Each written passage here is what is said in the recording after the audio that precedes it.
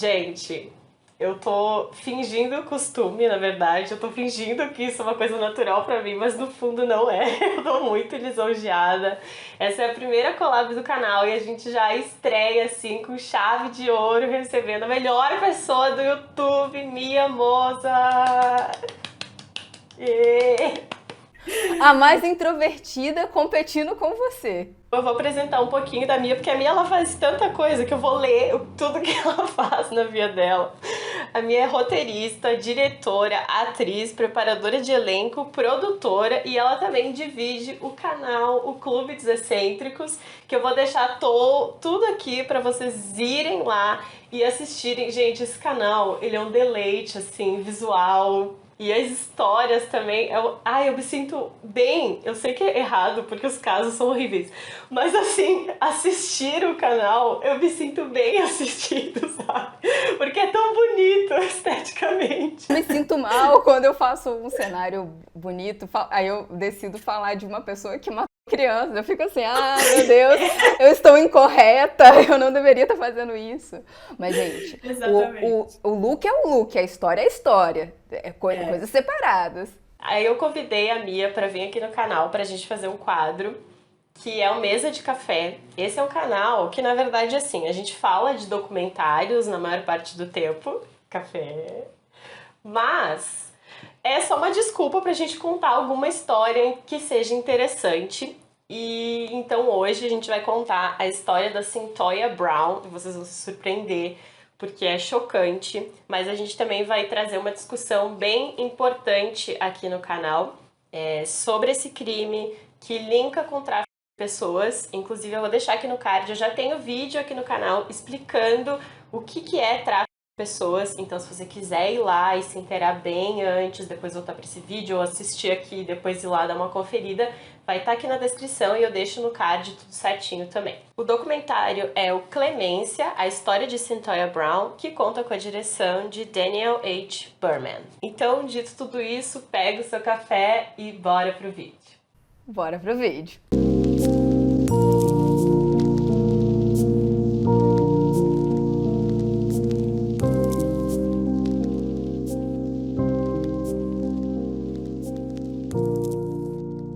Cyntoia Denise Brown é a filha biológica de Georgina Mitchell. A Dina, como ela é chamada pelos mais próximos, ela teve a Cyntoia aos 16 anos de idade, então ela era super jovem. E ela foi bem sensata até, ela viu a situação dela, viu que ela não tinha condições de criar a Cyntoia. Então, quando a Cyntoia tinha 6 meses, ela entregou ela para Elenette Brown, que virou então a mãe adotiva, né, da Cyntoia e de quem ela herdou também o sobrenome. Eu acho interessante o começo da vida da Cyntoia porque lembra o início da vida da Aileen, por Aileen Wuornos, que é do filme Monster com a Charlize Theron. Porque nem por conta do quesito de adoção ou algo do tipo, mas de um sentimento de abandono, de não pertencimento de um núcleo familiar, sabe? Por mais que a pessoa ela acabe sendo amada, eu não estou de forma alguma discriminando ou dizendo que eu sou contra, inclusive não tem como alguém dizer que é contra a adoção. O processo de adoção, se ele não é muito bem feito, se ele não... E tem coisas que são psicológicas, que a gente também teria que ficar anos conversando sobre isso, mas se o processo da adoção ele não é muito bem feito, bem acompanhado, pode deixar traumas pro resto da vida de uma pessoa, dela não se sentir valiosa o bastante, como se ela não teve um valor nem para a própria mãe e foi dada. E aí ela perde o valor para uma vida inteira. Não tô nem dizendo que foi o caso da Cyntoia, eu tô dizendo que isso é uma coisa meio que generalizada. É bem provável que isso tenha acontecido, né? Na verdade, a gente não tem essa informação se ela teve um acompanhamento psicológico nessa fase ou não, mas ao que parece não teve. Então, por mais que a gente consiga perceber que a Elenette, que era a mãe dela, era uma pessoa que realmente gostava muito dela, que deu uma estrutura para ela no âmbito financeiro, digamos assim, fica essa falta, né? Ela vai ficar com essa falta, com esse sentimento de rejeição, de abandono, que é completamente comum e normal, ela não tá errada de se sentir assim, mas que tem que ser assistido. E eu acredito, isso é um achismo meu, mas eu acredito que ela não teve esse acompanhamento, né? Lógico, a gente está sempre supondo que isso possa ter Sim. acontecido com ela, com a Cyntoia, mas que não é certeza. Talvez ela foi muito amada, mas eu acho que uma coisa que é interessante dizer é que o amor não resolve tudo. Às vezes a pessoa é muito amada e mesmo assim precisa de um acompanhamento para ter o processo de adoção, para ela se adaptar. Então, eu acho que a vida da Cyntoia já começa meio turbulenta no momento da adoção, porque a adoção nos Estados Unidos, eu não vou dizer que ela é menos criteriosa do que do Brasil, porque eu não conheço profundamente nenhum nem outro, mas ao que parece, ela é menos criteriosa do que aqui do Brasil. O acompanhamento, etc. A gente está dizendo assim, a gente está tentando criar uma ideia do porquê talvez todas essas coisas aconteceram com a Cyntoia. E provavelmente já o processo de adoção foi um ponto. Mesmo que a mãe não tenha sido uma mãe horrível, a mãe adotiva, mas só o processo ele já é muito complicado para uma criança. A Helenette, né, a mãe adotiva da Cyntoia, ela era uma professora e ela tentou, né, então dar o melhor possível, assim, aparentemente na criação da Cyntoia, especialmente incentivando essa parte, eu imagino, por ela ser professora, mas acho que a escola também teve um impacto muito grande na vida da Cyntoia, porque aos 12 anos de idade ela fugiu de casa pela primeira vez e assim ela abandona os estudos também. E isso ia se repetir depois, inúmeras vezes ela ia continuar fugindo de casa. Mas é engraçado que isso tenha acontecido pela primeira vez aos 12 anos. Ela era uma criança, ela não era uma ainda, eu imagino, uma adolescente rebelde que tá entrando nos conflitos. Assim, na minha mente, ela ainda era uma criança e ela já tinha dado esse estalo e essa fuga de casa, né? E é uma coisa para se pensar como a escola pode ser um processo de, de destruição mesmo de personalidade. E assim, pelo menos vendo o documentário, o que eu sentia é que ela era. Não é que ela não pertencia à escola, mas que o método de ensino não funcionava para ela.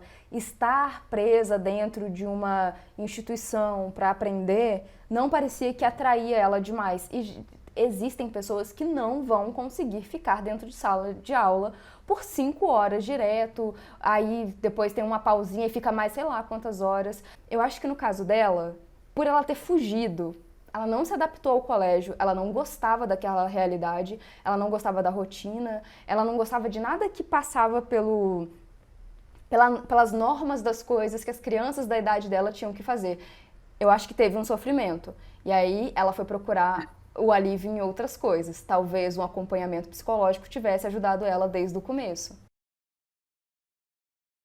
No dia 6 de agosto de 2004, a vida da Cyntoia mudou para sempre. Ela tinha começado a se relacionar com o que a gente vai chamar aqui, a gente vai dar nome aos bois. Ele era um cafetão. Ela chama ele de namorado, mas a gente sabe muito bem qual que era o papel do Kurt Garrell na vida da Cyntoia. Então, ela conhece ele, começa esse relacionamento, que nós vamos colocar entre aspas, e no dia 6 de agosto, por volta das 19 horas, em mais uma dessas vezes que ela estava numa fuga de casa e se refugiava com o Kurt, ela estava num hotel, num motel, eles estavam lá fumando, transando, e o Kurt falou para ela que ela estava ficando preguiçosa e que ela tinha que sair e fazer algum dinheiro. E quando ele fala que é para ela fazer algum dinheiro, a gente já entende o que ele quer que ela faça, né? É importante dizer que a Cyntoia era menor de idade, mas ela estava trabalhando com prostituição. Ela saiu, então, para fazer esse programa, porque o Kurt meio que tinha esse domínio, né, do que ela faria ou não. Então, no momento que ele colocou essa ordem para ela, ela acatou. E ela sai e ela ficou parada numa estrada, esperando para alguém que passasse lá, parasse para ela ir fazer o programa. Então, por volta ali mais ou menos dessas 19 horas, uma caminhonete branca parou para falar com ela. E na caminhonete branca estava um homem, o Johnny Ayling, de 43 anos. Ele era corretor de imóveis e ele também já tinha servido o exército. A Cyntoia falou que ela normalmente fazia programas assim. Os carros paravam, ela entrava, eles faziam o combinado ali do valor do programa e iam para um hotel. Então, sempre que ela fazia programas, os clientes levavam ela para um hotel. Só que o Johnny, ele propôs para ela eles irem para casa dele, o que já era meio assim, não era o costume dela. Então isso, apesar dela ter aceitado, ela ficou um pouco assim, ai, estranho, né, eu ter que ir para casa dele. Mas o Kurt mandou eu fazer um dinheiro, esse cara parou, então lá vou eu. No caminho, então, eles foram lá conversando sobre o dinheiro, né, que eles iam combinar, mas ela falou que ele já começou, e isso é um ponto que eu quero chamar a atenção, porque eu acho que isso fez muita diferença na mentalidade dela a partir dali. Ele começou a se gabar de como ele era um exemplo para a comunidade, um grande exemplo, né, para a comunidade. Ele era, que ele tinha servido o exército, e a gente sabe o peso que isso tem nos Estados Unidos, né, que ele era um ótimo atirador de elite, então ele se gabou muito de ter uma excelente pontaria, que ele podia atirar em qualquer coisa, e aquilo já foi ficando, eliminando na cabeça dela aquele pensamento: estou indo para casa de um cara que eu não conheço, normalmente não vou, o cara é mais velho, é bem visto na sociedade, sabe atirar muito bem. Então eram essas as informações que uma menina menor de idade tinha. E outra coisa que agora eu vou especular, mas assim, a Cyntoia, ela tinha cara de criança, gente. Eu vou botar a foto dela aqui. Ela não era uma menina que você olha e pensa, fica na dúvida, o que ela pode te dizer, eu sou maior de idade, porque segundo ela era maior de idade, mas que você consegue acreditar nessa informação. Você olha pra cara dela e você vê uma adolescente. Ela era uma adolescente e dava pra ver claramente isso ali. Então, né, ele aceitou aquele programa já com, eu acredito, com essa informação meio clara na cabeça dele, né? E talvez com uma predileção pro perfil dela, né? Que eu acredito também que faz todo sentido. E que também não é incomum, não. Isso é uma coisa que a gente vê e muito. Quando ela chegou na casa dele, aí ela teve um segundo impacto ali. Ele já tinha falado muito que ele era um grande atirador. E aí, chegando lá, ela viu que tinha muitas armas na casa dele. E que estava tudo exposto. E ele sabia que ele tinha saído para procurar alguém para levar para casa dele. Então parecia que era uma coisa que ele queria que ela visse, né? Ela falou que ela também tinha uma arma na bolsa dela, que ela sempre ia para os programas armada justamente por medo de acontecer alguma coisa. E a gente sabe que as garotas de programa estão numa posição vulnerável, né? Extremamente vulnerável.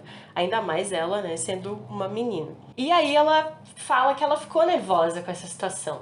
Que ela viu aquelas armas todas na casa dele e ela foi ficando ansiosa de ter tanta arma e com as informações.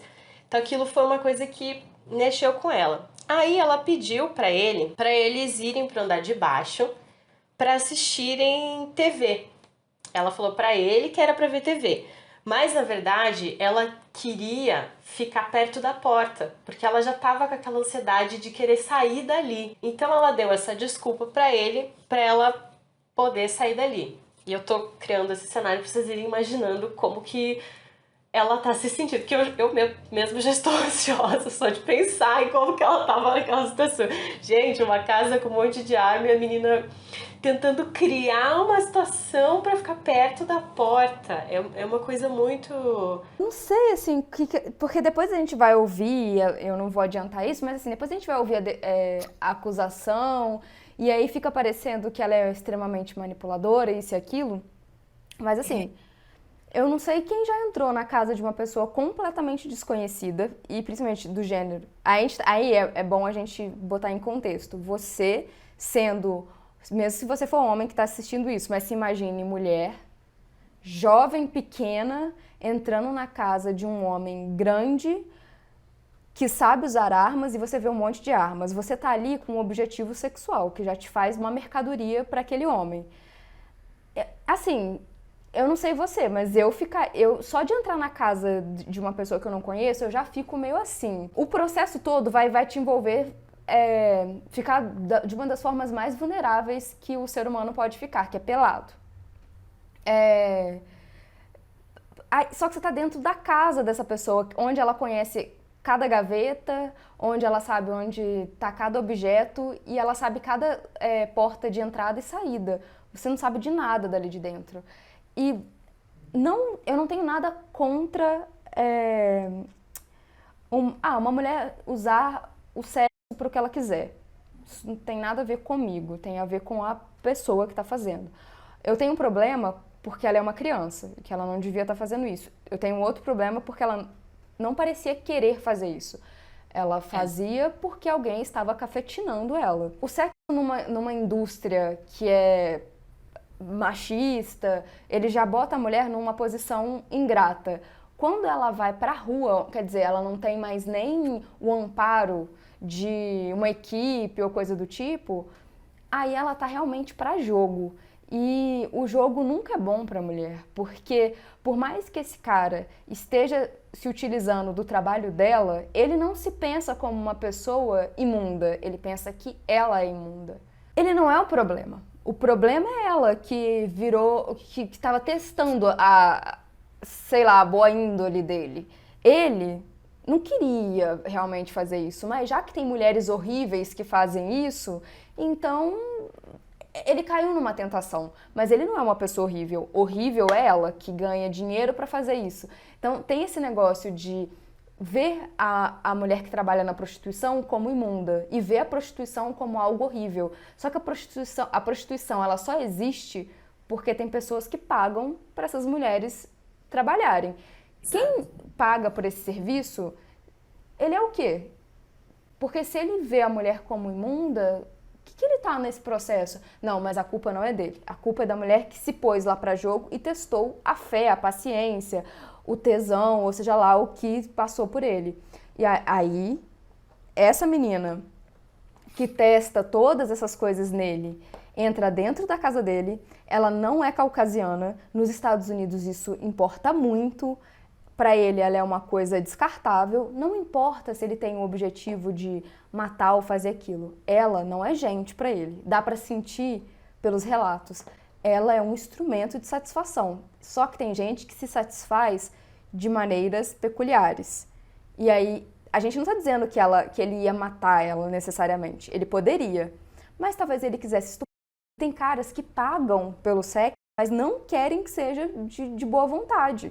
Eles querem que seja a força. Talvez ele fosse fazer isso, talvez ele fosse torturar, talvez ele fosse fazer coisas que ela não toparia fazer. E talvez o final da satisfação dele fosse matar. Eu acho que a questão ali, independente do que ele fizesse, era reafirmar que ele podia fazer, sabe?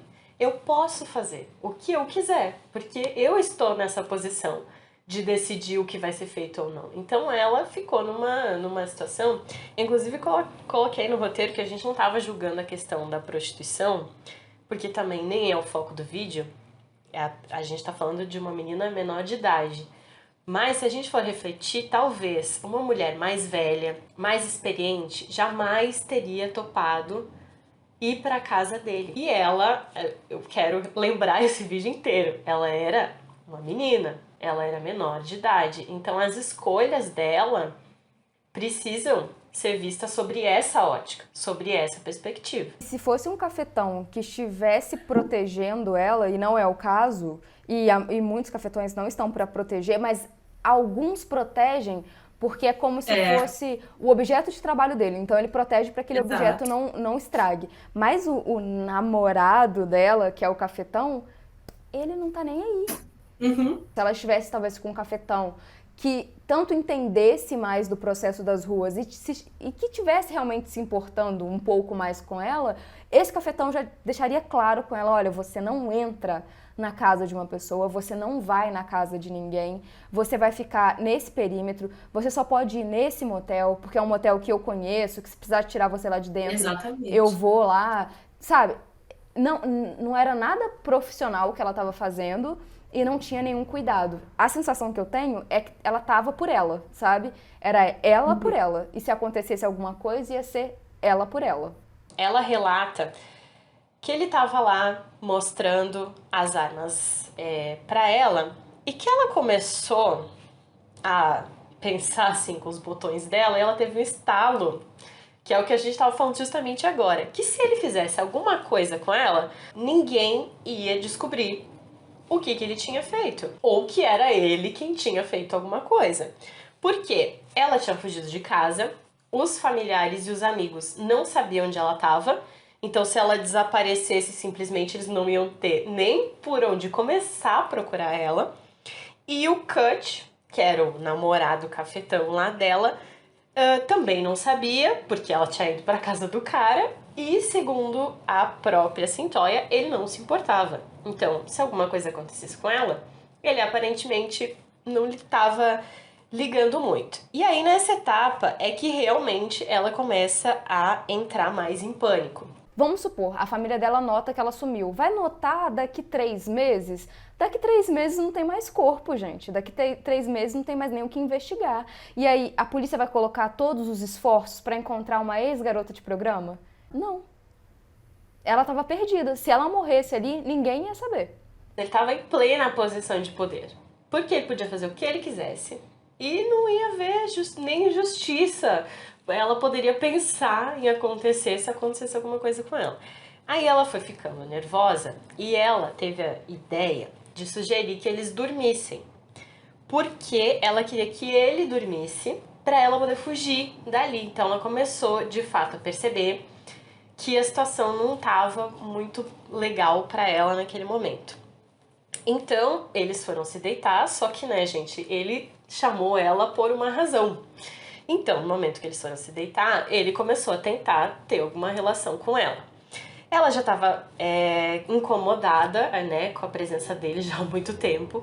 E aí, na cabeça dela, ela tentou fingir que ela estava dormindo, para ver se o fato de ela estar dormindo fizesse com que ele parasse de tentar alguma coisa com ela. Mas, claro que não funcionou. Aí ele fez uma investida ainda maior, né, em cima dela, e aí então ela recusou mais veementemente. Nesse ponto ela já não queria mais nem fazer o programa que ela tinha se proposto ali no início.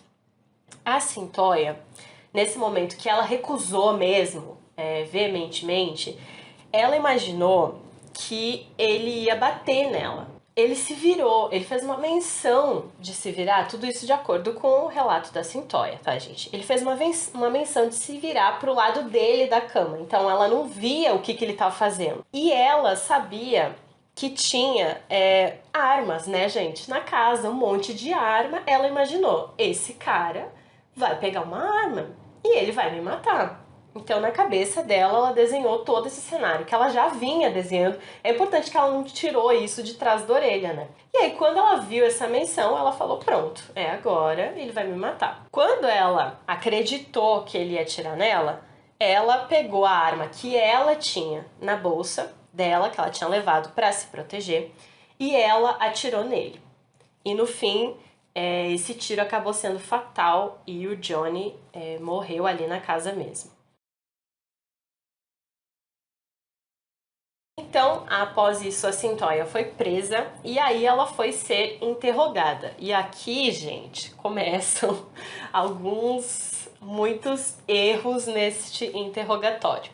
Primeiro, o documentário ele traz que alguns estudos mostram que 90% dos menores que são apreendidos nos Estados Unidos, eles não entendem a leitura dos direitos e falam com a polícia sem ter ou o advogado ou os pais presentes no momento ali do interrogatório. Aquela coisa que a pessoa vai sentar lá e antes de dar oi, de dar bom dia, de dar tchau, você vai ler o que essa pessoa tem de direito. Direito de não responder a pergunta, direito a um advogado.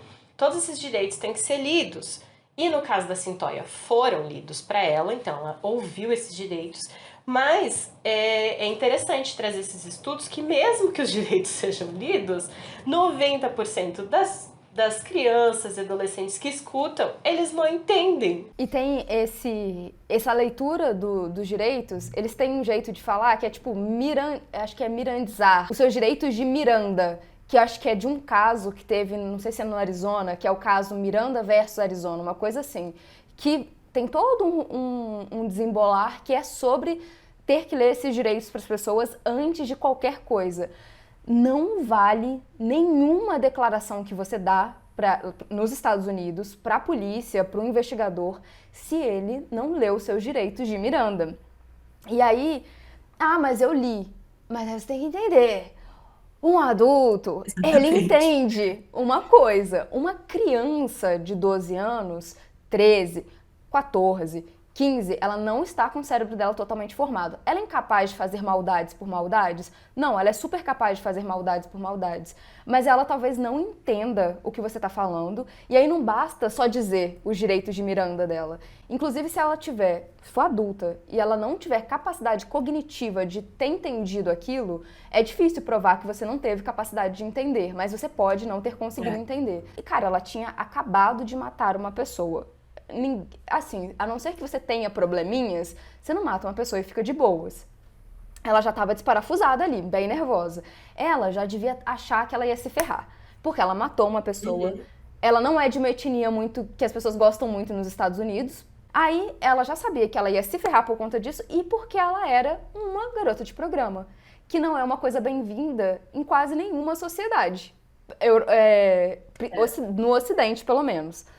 Aí, na pressão, ela escutou todos os direitos dela, mas ela provavelmente não processou. E você, quando está na frente de uma autoridade, é ensinado a fazer o que a autoridade está te pedindo. A gente tem um instinto de tentar agradar a autoridade para ver se a merda para de acontecer. E eu imagino que ali no processo dela de interrogatório, ela tentou fazer a mesma coisa. Ela tentou ser boazinha, seguir, e, gente, ela obedecia um cafetão. Ela já estava acostumada a ser subjugada, principalmente por homens. A sociedade ensina que a gente tem que obedecer à autoridade, então ela simplesmente não questionou. E aí ela foi massacrada por eles. Sei lá, eu sempre tento humanizar esses casos, porque quando a gente fala de garota de programa, de gente que está trabalhando na prostituição, a gente tem a tendência de achar que são pessoas que têm skills. Ela é cheia de habilidade, ela sabe o que faz, e nananã. Primeiro, tem gente que entra sem opção, é a única coisa que aquela pessoa pode fazer. Porque é muito fácil dizer, mas poderia arranjar um emprego. Quem tá dando esse emprego? Porque tá faltando emprego para todo mundo. Essa é uma profissão que você vai achar alguém para pagar. Isso é uma certeza. Muito barato, talvez, mas você vai achar alguém que vai pagar. Tem gente que entra sem poder escolher entrar. Tem gente que é obrigada a entrar. E aí é bom a gente reforçar durante todo o episódio, é uma coisa que você tá fazendo e é exatamente isso, assim. É uma criança. Não importa se é uma criança que transa. É uma criança. Então era só uma criança numa situação terrível. E aí mas é só uma criança, mas ela matou e tudo mais. Independente da morte que tenha acontecido, e aí isso é uma coisa que tem que se ver à parte, ela tem que sim pagar, né? Sacar aqui que a gente deu todo o panorama, mas a gente não tá defendendo que ela fez certo ou que ela tem que sair impune. De qualquer maneira, ele foi uma vítima de um crime. Então, sim, ela tem que pagar, né, pelo que ela fez, só que ela tem que pagar tudo certinho, dentro da lei, e a gente precisa considerar todos os fatores, pra gente entender o porquê e como que ela chegou até esse ponto. Porque ninguém vai sair daqui pra aqui assim. Ai, mas ela matou, então ela tem que ficar presa pro resto da vida. Não, aí a gente tem que começar a ver os agravantes. Foi a sangue frio? Ela estava se sentindo ameaçada? Esse cara, ele era uma ameaça a ela? Qual era o contexto? Qual era a idade? A investigação foi bem feita? O interrogatório foi feito da maneira mais imparcial possível, com o objetivo só de descobrir a verdade? Ou ele foi incriminatório? E essas coisas todas contam. E principalmente porque uma vida já foi ceifada.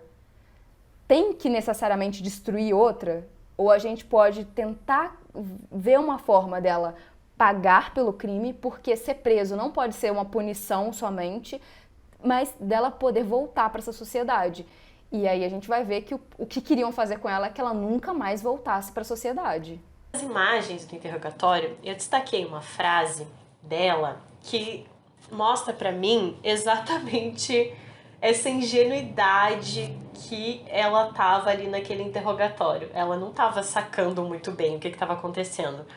Ela fala assim: prometem que não vão fazer nada além de me ajudar se eu falar. Então eles estavam naquela pressão para ela contar o que tinha acontecido. E aí ela pede pros policiais prometerem para ela que eles não vão fazer nada além de ajudar ela se ela contar.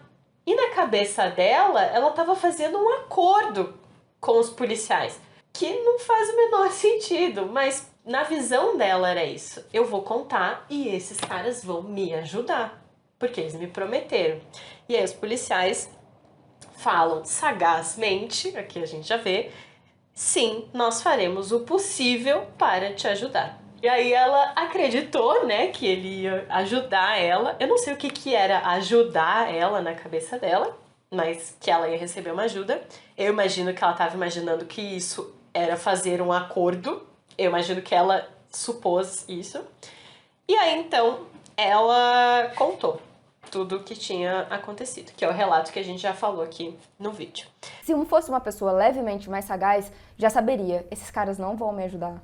Eles me veem como um produto danificado da sociedade, eu vou chamar um advogado para ver se eu dou sorte de achar um bom, porque o Estado vai arranjar qualquer advogado que topar aí. Se eu achar um bom, que ele consiga fazer um acordo para quando eu falar, o que eu disser seja bom para mim. Porque eu vou cumprir uma pena. Não tem como não cumprir uma pena matando um homem. Ainda mais nos Estados Unidos. É muito difícil. Então ela fala que eles falaram que falariam com o promotor do caso sobre ela. Então eles falaram pra ela: a gente vai falar com ele sobre você. Tipo, pra te ajudar. Na cabeça dela, foi isso que eles falaram. A gente vai falar com o promotor sobre você. Ela interpretou que eles iam conseguir uma pena menor para ela, caso ela contasse o que tinha acontecido.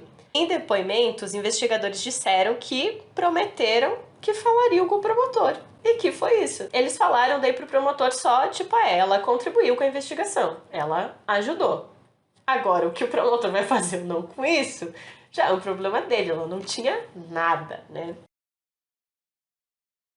A Cyntoia foi julgada como adulta e não como um adolescente, porque esse foi tido como um crime, um homicídio, e no Tennessee, que era o estado dela, os adolescentes podem ser julgados como adultos.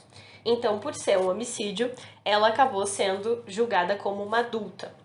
No dia 21 de agosto de 2006, iniciou o julgamento, ela foi a júri popular e o veredito veio 4 dias depois, após apenas 6 horas de deliberação, que é um tempo considerado bem curto. Então, ela foi considerada culpada bem rápido. Os jurados a consideraram culpada de todas as acusações, como homicídio, latrocínio e roubo qualificado. Por quê? Ela tinha que levar algum dinheiro pro cut, né, gente? Do programa que ela fez. Então, ela acabou levando dinheiro da casa. Por isso, ela também foi condenada por latrocínio, que é o roubo seguido de morte, e por roubo qualificado. Tem que levar em conta que provavelmente ela apanhava. Que é geralmente o que acontece quando você não leva o dinheiro pro seu cafetão, você apanha. você é punido de alguma forma. Aí já não bastava ela ter passado por uma situação horrível, que tinha sido aquele dia dela, ela ia ainda chegar em casa e tomar uma surra, ser represada de alguma forma pelo Kurt. Então, assim, ela é tão, eu acho que ela é tão inocente nesse ponto, não como assassina, mas nesse ponto que ela continua pensando nas consequências de uma vida comum. Ela ainda estava preocupada de fazer as coisas que ela tem que fazer. E isso é a regra. Você sai do programa, leva o dinheiro, porque alguém está esperando o dinheiro. Então vem a cena que eu considero a mais triste de todo o documentário, que é a ligação que ela faz para a mãe, né? Para contar para a mãe que ela foi condenada. Aí ela fala: "Oi, mãe. Bem, eu peguei prisão perpétua. Agora acabou." A gente vai falar agora um pouquinho sobre o fato de a gente entender, não só nós, mas muitos especialistas entenderem o caso da Cyntoia como tráfico sexual. Na época, ela era vista, aqui a gente está fazendo meia-culpa, ela como culpada de parte de coisas e ela como vítima de parte de coisas.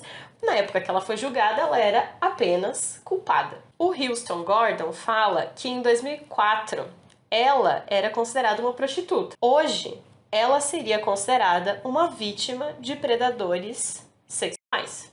Então, na época que os fatos aconteceram, a sociedade mesmo via ela única e exclusivamente como uma prostituta, uma assassina. Hoje em dia, a gente já consegue ver que ela foi aliciada e que esse aliciamento tinha resultado no tráfico sexual. E eu reitero que a gente já tem vídeo aqui explicando, então se você tá perdidaço no que é aliciamento para tráfico, e é exatamente assim, a vítima, ela acha que o seu cafetão é o seu namorado, assim como a Cyntoia acreditava que o Kurt era namorado dela. Mas hoje a gente vê que ele era um aliciador.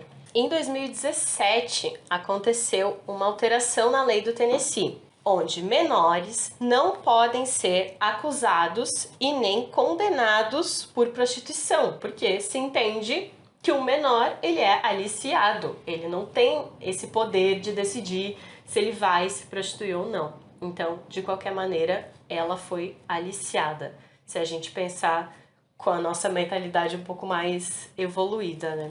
A prostituta é a criminosa, né?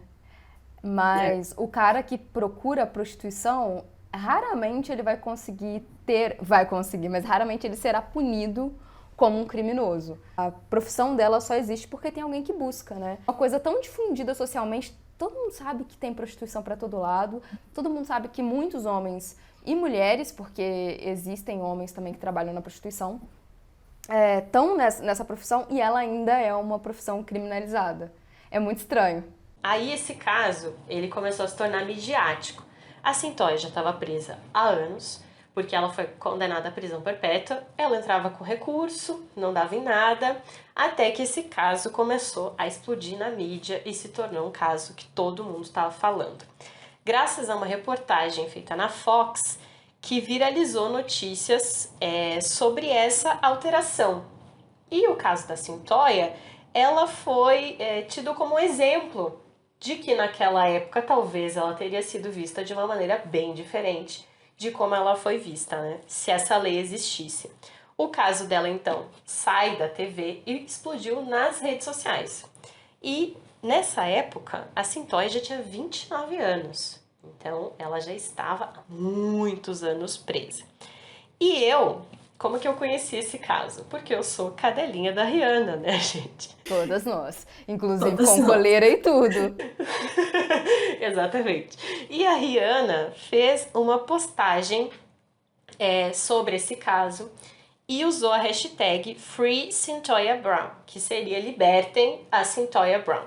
Essa hashtag viralizou ainda mais, né? E aí, então, influenciou também outros famosos a falarem sobre o caso. A Kim Kardashian, que vai continuar sendo Kardashian, porque eu acho que fica mais legal assim. Então, a Kim Kardashian também falou sobre o caso e a Lana Del Rey.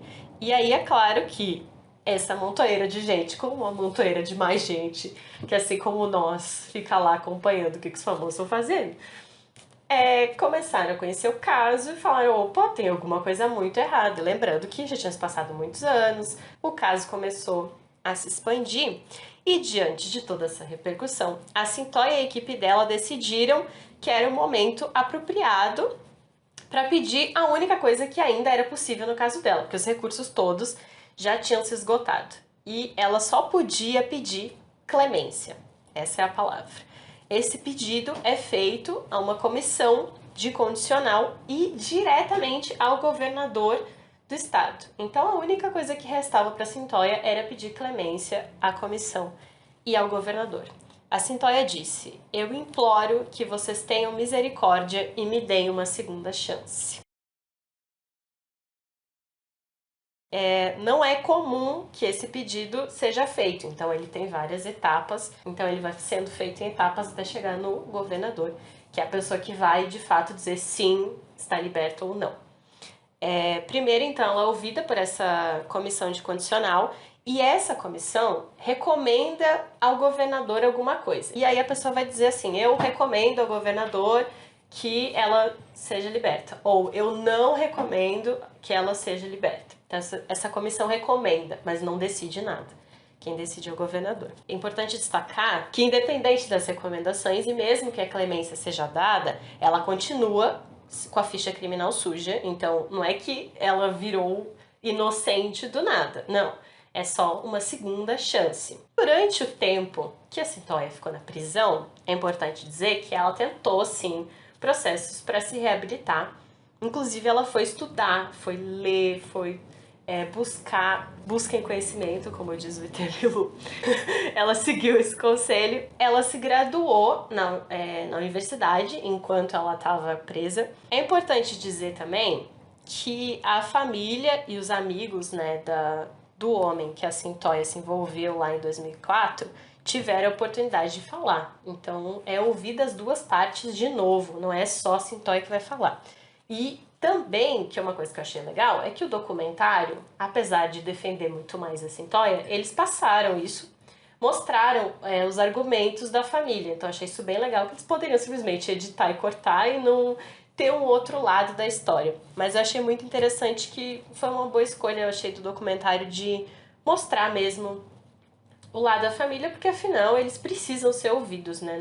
Esse caso não envolve apenas a Cyntoia, envolve muita gente, né, gente? Eu acho que, assim, um documentário, raramente ele é imparcial. Ele escolhe uma narrativa e qual tipo de narrativa ele vai, né, passar pela história inteira, por exemplo. A gente tá escutando a narrativa da Cyntoia, então é tipo... Lógico que a gente vê o lado da família, mas a gente tem a inclinação pelo documentário e a escolha do diretor e do roteirista, porque o documentário também é roteirizado, do que a gente vai assistir. É igual o Making a Murder. Tem uma narrativa, a gente está seguindo uma delas, né? São várias que existem, mas esse diretor, essa diretora, escolhe uma só, geralmente, e um pouquinho de alguma outra para criar o seu documentário.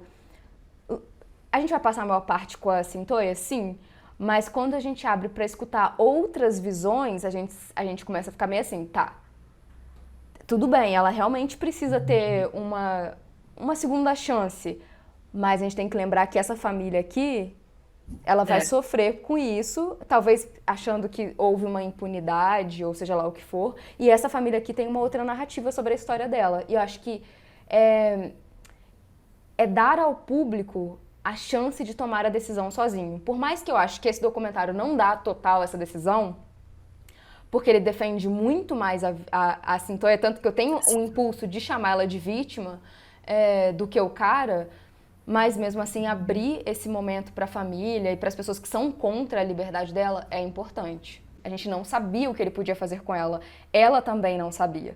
Então assim, ele é a vítima. Ele é indiscutivelmente uma vítima dela. Só que ela poderia ter sido uma vítima dele. A gente não sabe o que ele poderia fazer com ela. De qualquer forma, ele não é esse membro da sociedade que é perfeito, isso e aquilo. Ele não é. Porque esse membro da sociedade norte-americana perfeito e libado, ele não pode, na teoria, procurar uma garota de programa menor de idade. Ele não pode. Isso tem nome. Se a pessoa Assim, a gente sabe que, na verdade, a fórmula do cidadão de bem, vários cidadãos de bem, eles fazem todas as coisas que eles recriminam.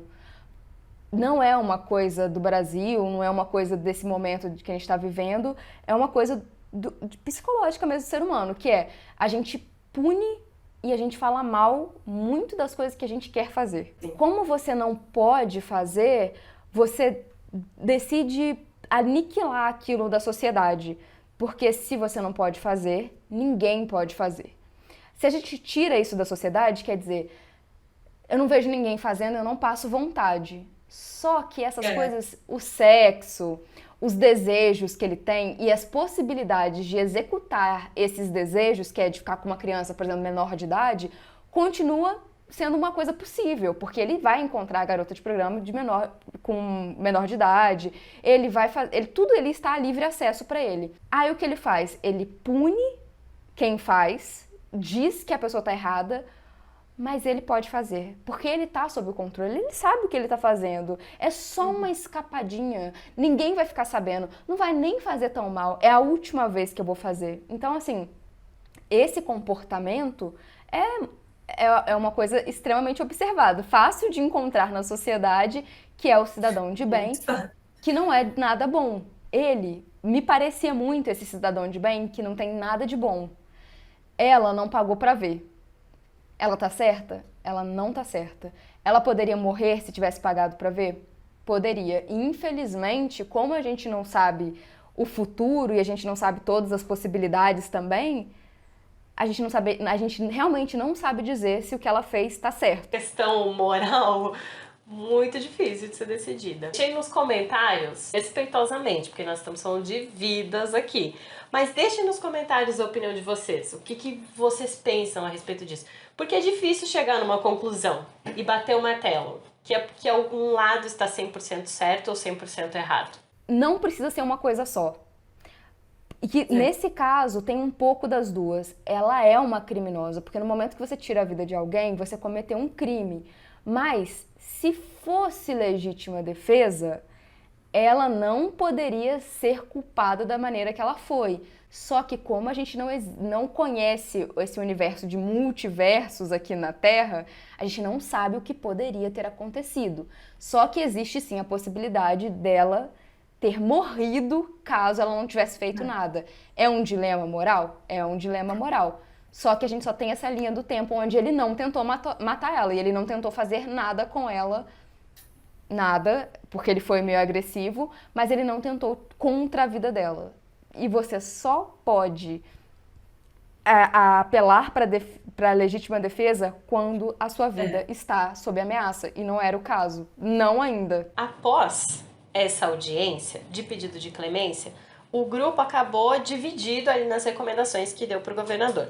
Mas quem decidia era o governador, né, independente ali das recomendações. No dia 7 de janeiro de 2019, o governador diminuiu a pena da Cyntoia para 15 anos. E ela completaria esses 15 anos em agosto. Então ela ficaria de janeiro a agosto apenas presa. Ela vai ficar incondicional por 10 anos, né? Então não é que anulou a sentença dela, a sentença apenas foi diminuída de prisão perpétua para 15 anos, mais 10 anos de condicional. Hoje a Cyntoia já está liberta, é claro. Esse caso aconteceu em 2019, então ela está livre, entre aspas, ela ainda tem que seguir os protocolos da liberdade condicional, mas a princípio ela não está mais presa. Hoje a Cyntoia, então, ajuda vítimas de tráfico sexual, ela dá palestras também e escreveu um livro contando a sua história. E aqui eu destaquei uma frase que ela falou, que é, abre aspas, posso garantir que eu não vou desapontar vocês, eu prometo. Bom, gente, o caso de hoje foi esse aqui no Mesa de Café. Se você quiser, eu peço encarecidamente que se inscreva aqui no canal, deixa o seu like, ative o sininho, faça tudo, mas principalmente deixa um comentário aqui para nós, para a gente saber o que você pensa sobre esse caso. É importante dar a sua opinião de maneira respeitosa, eu vou ler todos os comentários, então deixe tudo aqui embaixo. E, gente, eu só posso agradecer a Mia por ter aceitado estar aqui no canal. Muito obrigada por todas as suas opiniões, foram muito importantes, muito bem pontuadas. Então, só obrigada, obrigada, obrigada. Eu que agradeço e pode me chamar 1 milhão de vezes, eu quero voltar. Eu tenho que fazer a minha própria mesa de café aqui também, porque estou invejosa dessa mesa. E eu acho muito importante mesmo a gente se educar para ver não só esse caso, mas tantos outros casos de uma maneira mais nos tons de cinza, e não daquele filme, mas nos tons de cinza da moralidade mesmo. Porque às vezes a gente tenta ver as coisas em preto e branco e nem tudo funciona assim. A gente tentou destacar o tempo todo que não é porque ela era uma criança que ela não devesse pagar pelo crime. Só que a pena que ela levou por conta desse crime não levou em conta que ela era uma criança.